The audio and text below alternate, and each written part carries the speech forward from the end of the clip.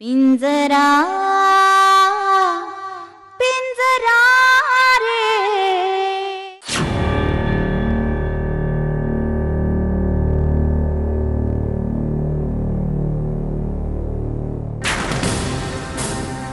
बरं झालं नागनाथ तू आलास.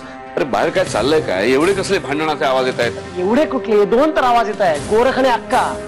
काय झालंय काय? महाभारत, दुसरं काय? नात्या नात्यातच झोपले रे. जो तो स्वतःला सिद्ध करण्यासाठी धडपडतोय, दुसरं काही नाही. मला तर वाटतंय बाहेर गोरख किंवा अक्काचा मर्डरच होणार आहे आता. पण जाऊन थांबव ना त्यांना. आता त्रास व्हायला लागलाय. कोण कोणाविरुद्ध का भांडताय तेच काही कळत नाही.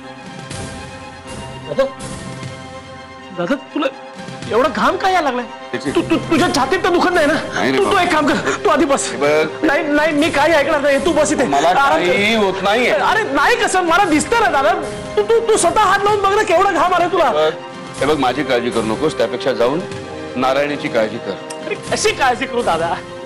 त्या अक्काच्या तोंडाचा पट्टा चालूच आहे. अरे दारात प्रेग्नंट बाईत अटकळ उभी आहे. हे गोरखलाही अक्कल नाही का?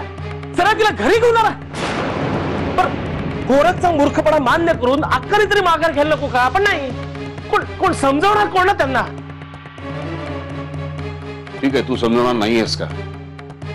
मी समजवतो. दादा, दादा थांब. नाही नाही, मला आता गेलंच पाहिजे. अरे दादा,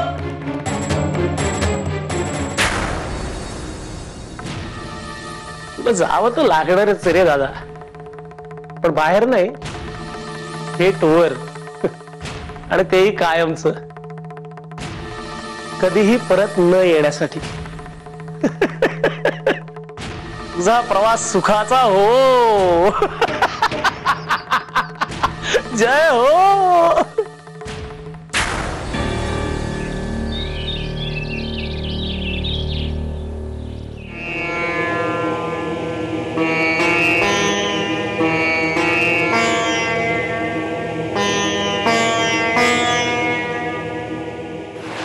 काय म्हणते? आनंदी, माझा तुझ्यावर पूर्ण विश्वास आहे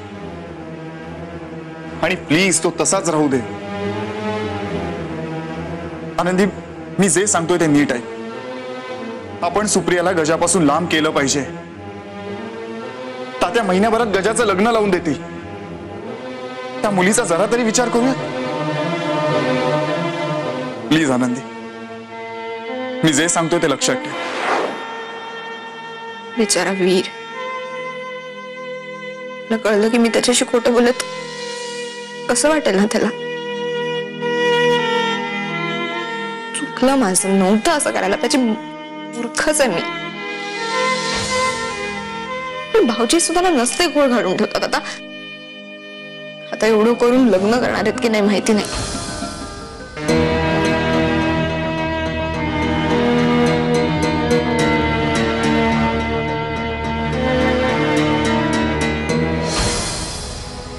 बहिणी,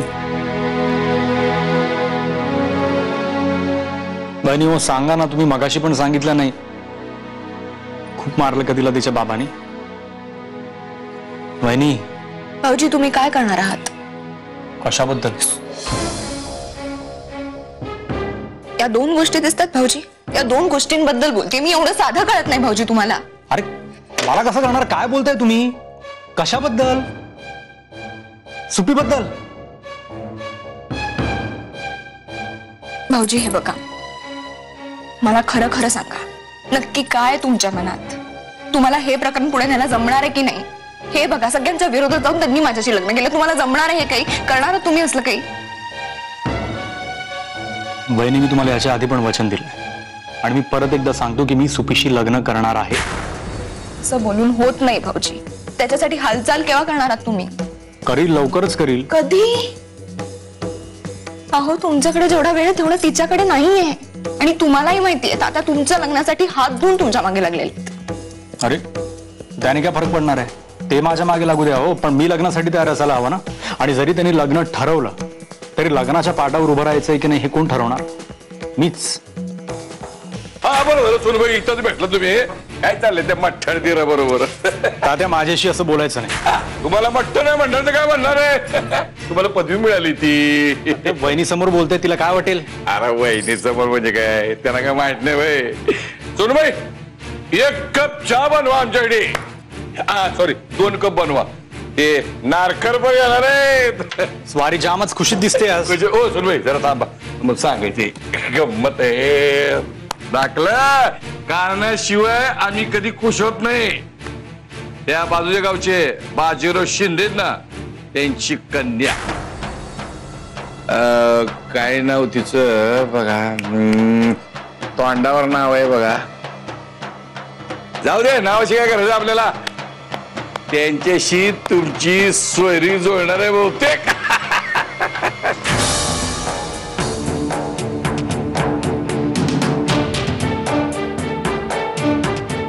चिरंजीव, तुमच्याकडे तुमचा एखादा रंगीत फोटो आहे का? मस्त हिरो सारखा दिसायला पाहिजे. त्या पाहुण्यानं पाठवायचंय, म्हणजे पाहुण्याने बघितल्याबरोबर डायरेक्ट पसंतीचा फोन आला पाहिजे. नाहीये. नाही मग काढू घे. 40 रुपयात 50 फोटो मिळतात. नाही, आता नको, मला तब्येत जरा बरी नाहीये. अहो असं काय करताय दाखलं. अहो तालुक्याला जाऊन तुम्ही तालुक्याच्या फोटोग्राफर कडनं बरीच फोटो काढायची. त्यातला असेल एखादा रंगीत फोटो तुमच्या खोलीमध्ये. चला बघू. नाहीये तात्या माझ्याकडे. बघू असं. आणि हो सोनबाई, 2 कप चहाचं लक्षात ठेवा. त्या नारकरला इतकी वर्ष पगाराच्या ऐवजी चहावरच भागवत आलोय.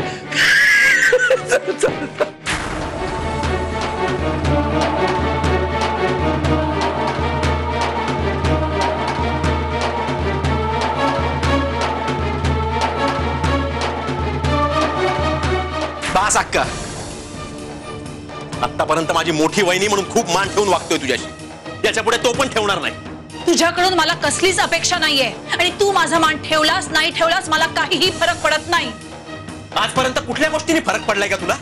तू सोडून या वाड्यात इतरही माणसं जगतात हे तरी माहितीये का तुला? माहित करून घ्यायची गरज भासत नाही आणि तुझ्याकडून तर नाहीच. आणि तू कुठल्या अधिकाराने सांगतोस मला? 2 घास गिळायला आणि रात्री झोपायला फक्त येतोस इथे. तुला माहितीये का फरक हॉटेल आणि घर यातला? माहितीये? हे अक्का, शेलार वाडा आहे हा. माझ्या कैक पिढ्या राहिल्या तिथे. त्यासारखा लग्न करून नाही आलेलो मी. इथं जन्मलोय आणि इथं वाढलोय. त्यामुळे तुला अधिकार नाहीये मला हे सांगायचा की हे घर आहे का हॉटेल ते. सरस्वती, तो तर लहानच आहे, पण तू तरी समजून घे की त्याला. लहान आहे ना, मग मोठ्यांशी कसं वागायचं याची अक्कल नाही याला. तिने स्वतःची अक्कल घाण टाकली आहे. तिने दुसऱ्याच्या अक्कलेवर बोलू नये. गोरख, तू तरी गप्प बस की आता. तोंडाला तोंड लागलं की वाद वाढत जातो. सरस्वती, तुलाही कळत नाही? मला एवढंच माहितीये, या घरावर माझा अधिकार आहे. आणि मी तुम्हाला स्पष्टपणे सांगते, आज मी तुमचं काहीही ऐकणार नाही.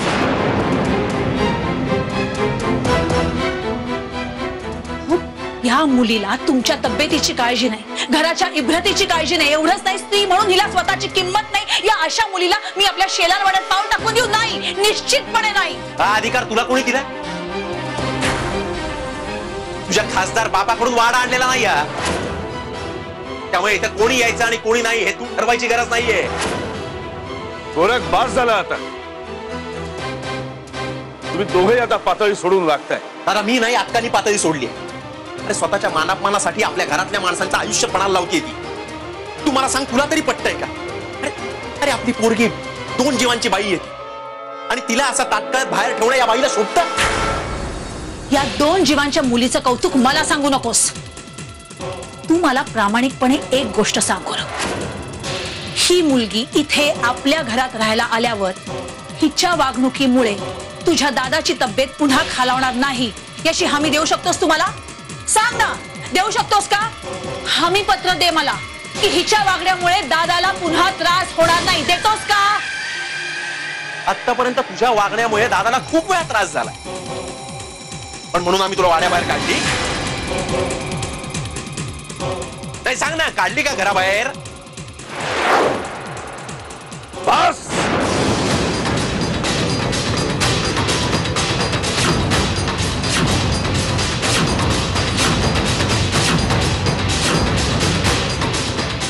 तुम्ही दोघंही गप्प बसा आता.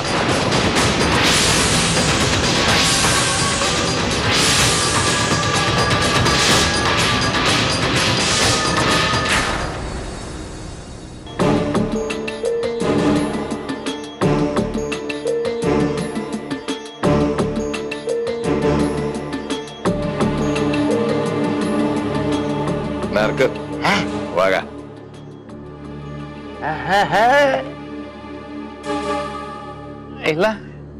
एवढे निरकून बघताय तुमच्या पोरीसाठी नाही दिलंय. अहो आता गजू शेटला माझी पोरगी देण्यापरीस माझ्या पोरीला मी विहिरीत नाही का ढकलून देणार. काय म्हणलं तुम्ही? अहो नाही म्हणजे आता तुम्ही विचारलंच तसं. अहो माझ्या पोरीची काय लायकी हा. अहो गजू शेट सारख्या सर्व गुण संपन्न आणि कर्तृत्ववान पुरुषाशी लग्न करायची काय लायकी आहे का? हे करे म्हणा मग पण नारकर द्या का नाही का नाही आमचा काजा शेठ. त्याच्या रूम मध्ये बरेच रंगीत फोटो होते त्याचे. सोनाराच्या नजरेने एक शोधून काढलाय. तुम्हाला सांगतो नारकर मार्केट मध्ये हा फोटो तुम्हाला घालणार लिहून घ्या. नाही नाही याच्यात काही शंकाच नाही बघा. अहो मी तर म्हणतो तुमचा यो बॉन्ड मार्केटचा 100% बँड वाजवणार बघा. नारकर खरं खरं सांग कसा वाटतो आमचा काजा? नाही आता खरं सांगू का आता ज्या गावच्या बोरी त्याच गावच्या बाबळ येणार ना. मी तर म्हणतो सेम टू सेम सगळी पोरं तुमच्यावर गेली. काय झालं? नारकर खोटं बोलून चापलूसी करू नका. आंधळा पण सांगेल माझी दोन्ही पोरं आमच्या बायकोर गेलीत म्हणून. नाही पण मला तर ती तुमच्यावरच गेली असं वाटतंय. नाही म्हणजे बुद्धिमत्ता तुमच्यावरच आहेत का नाही. आता काय झालं? आता गजाची बुद्धी माझ्यासारखी म्हणल्यानंतर तुम्हाला मी कॉन्फिडंट होणार नाही का? नाही नाही तुम्ही चुकताय हो. मी गजू शेठ बद्दल नाही वीर साहेबांबद्दल बोलतोय. ते हाय का नाही तुमच्यासारखा हुशार. त्याचे नाही म्हणजे हुशार आहे पण आमच्यासारखा यावारीपणा नाही त्याच्यात. आम्ही इथं तुसगावात बसून संध्या जमिनी आमच्या नावावर करून घेतल्या. मला वाटलं होतं दोन्ही पोरं तालुक्यातल्या जमिनी नावावर करून घेततील. कसलं काय नाही काय राहील. सुनबाई चहा घ्या. बघा सोनबाई आहे की नाही आमच्या गजा शेठ देखना.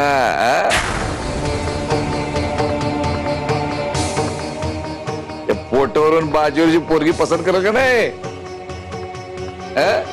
घ्या घ्या हातात घ्या.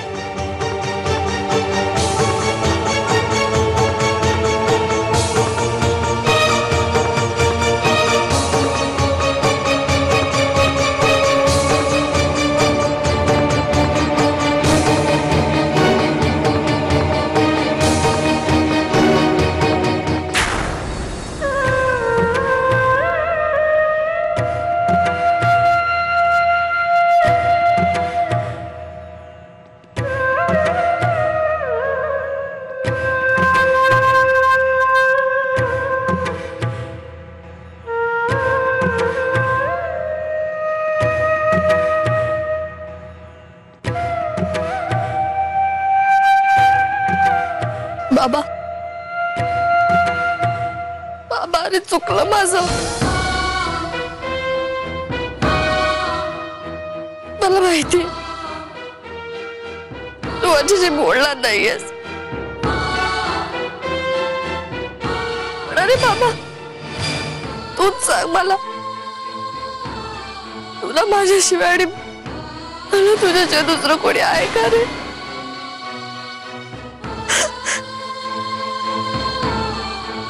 बाबा अरे चुकलं ना माझं मला माफ कर. बाबा गजा अरे खरंच लग्न करणार आहे माझ्याशी. आनंदी वेळी किती झटते रे आमच्यासाठी. मला सांग गजा जर का चुकीचा असला असता तर ती पडली असते का रे मध्ये. बाबा अरे बोल ना रे काहीतरी.